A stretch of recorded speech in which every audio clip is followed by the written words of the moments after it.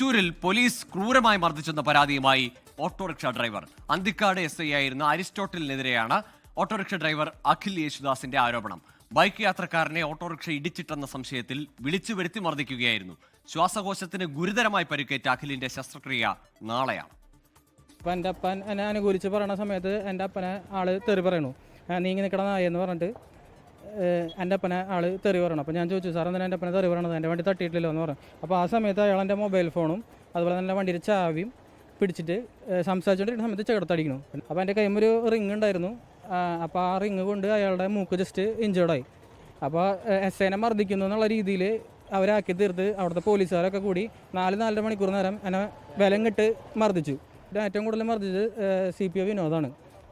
അയാൾ ആ സമയത്ത് ഡ്രങ്കണായിരുന്നു. ആ സമയത്ത് അവിടെ മദ്യപിച്ചിട്ടാണ് അയാൾ നിൽക്കുന്നുണ്ടായിരുന്നത്. അമൽ സുരേന്ദ്രനുണ്ട് തൃശ്ശൂരിൽ നിന്ന് വിശദാംശങ്ങളുമായി. അമൽ, കുന്നംകുളം പീച്ചി, ഇപ്പോൾ അന്തിക്കാട് പോലീസിനെതിരെ ഒരു പരാതി. ഈ പരാതിക്കപ്പുറത്തേക്ക് എന്തെങ്കിലും നിയമ നടപടിയുമായി ഈ കുടുംബം പോയിട്ടുണ്ടോ? ഏതെങ്കിലും തരത്തിലുള്ള പോലീസിന്റെ ഭാഗത്തു നിന്നുള്ള അന്വേഷണമോ നടപടിയോ ഇതുവരെയും ഈ കാര്യത്തിൽ ഉണ്ടായിട്ടുണ്ടോ?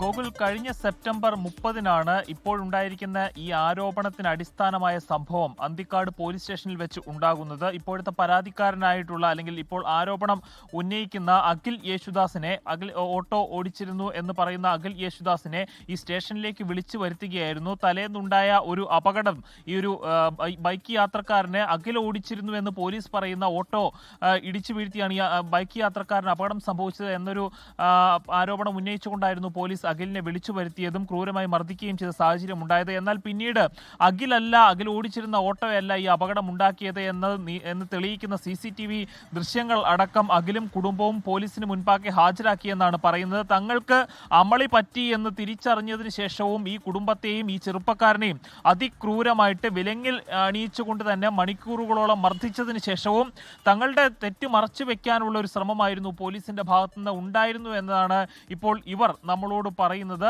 അത് പ്രകാരം ഉന്നത ഉദ്യോഗസ്ഥരടക്കം ഇവരോട് സംസാരിക്കുകയും ഈ ഒരു പരാതിയുമായി മുന്നോട്ട് പോകരുത്, അത് നിങ്ങൾക്ക് തന്നെ പ്രശ്നമായി വരുമെന്ന് പറഞ്ഞ് ഭീഷണിപ്പെടുത്തുകയും ചെയ്തിരുന്നു. ഇതിന്റെ അടിസ്ഥാനത്തിലാണ് ഈ ഒരു വർഷം ഇത്രയും കാലത്തിന് ശേഷം ഇപ്പോൾ ഒരു വെളിപ്പെടുത്തൽ ഉണ്ടാകുന്നത്.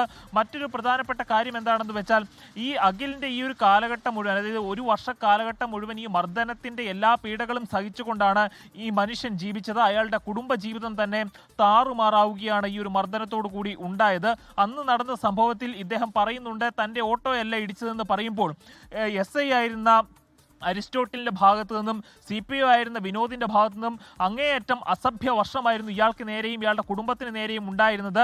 അച്ഛനെ അസഭ്യം പറയുകയും അമ്മയെ ചേർത്ത് അശ്ലീലകരമായിട്ടുള്ള അസഭ്യം പറഞ്ഞപ്പോൾ ഇദ്ദേഹം, ഈ ഒരു ചെറുപ്പക്കാരൻ, പ്രകോപിതനാവുകയും തട്ടിക്കയറുകയും പോലീസ് ഉദ്യോഗസ്ഥരോട് തട്ടിക്കയറുകയും ചെയ്തു. ഇതിനിടയിൽ അവിടെ ഒരു പിടിവലി ഉണ്ടാകുന്നു. അതിന്റെ ഭാഗമായി അഖിലിന്റെ കയ്യിൽ കിടന്ന മോതിരം ഒരു SIയുടെ മുഖത്ത് ഏതായാലും ഒരു വർഷം മുമ്പ് നടന്ന സംഭവം എന്നാണ് മനസ്സിലാക്കുന്നത്. പക്ഷേ ഇപ്പോഴും ആ ചെറുപ്പക്കാരന് ആ കിട്ടിയ മർദ്ദനത്തിൽ പോലീസുകാരുടെ കയ്യൂക്കിന്റെ ബാക്കിപത്രമായി ഗുരുതരമായ ആരോഗ്യ പ്രശ്നങ്ങളുണ്ട്. നാളെ ശസ്ത്രക്രിയയുമാണ്.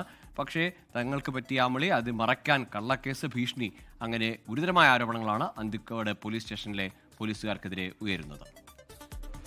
ലോകത്തെവിടെയായാലും ഏത് സമയത്തും 24 വാർത്തകളും ഓഗ്മെന്റഡ് റിയാലിറ്റി പാക്കേജുകളും എക്സ്പ്ലെയിനറുകളും വിശദമായി കാണാൻ ഞങ്ങളുടെ YouTube ചാനൽ നിങ്ങൾക്ക് സബ്സ്ക്രൈബ് ചെയ്യാം.